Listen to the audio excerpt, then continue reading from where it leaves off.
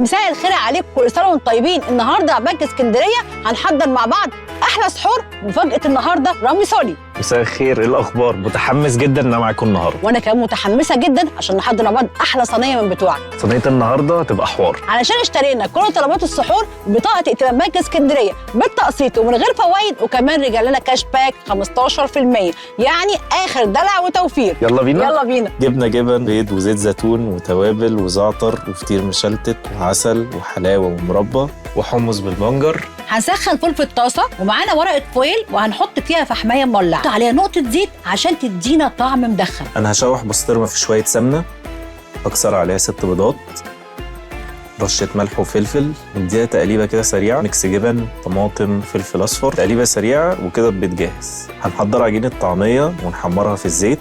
هنجيب طبق ونحط فيه جبنه بيضه ونهرسها ونرش عليها شويه زعتر وزيت زيتون، وكمان ممكن نحلي بشويه مربى وحلاوه وعسل.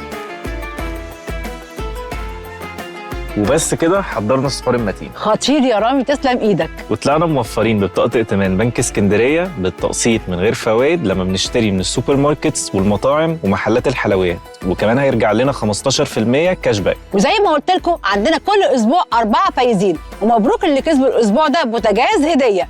وما تنسوش اكتر 4 هيصرفوا بالكارت الاسبوع اللي جاي هيكسبوا معانا 25,000 جنيه عيديه بمناسبه العيد مع بنك اسكندريه. سفره هنيه على قد الميزانيه. وكل سنه وانتم طيبين. كل سنه وانت طيب يا رامي. كل سنه وانت طيبه يا كل سنة شيف. وأنت طيب.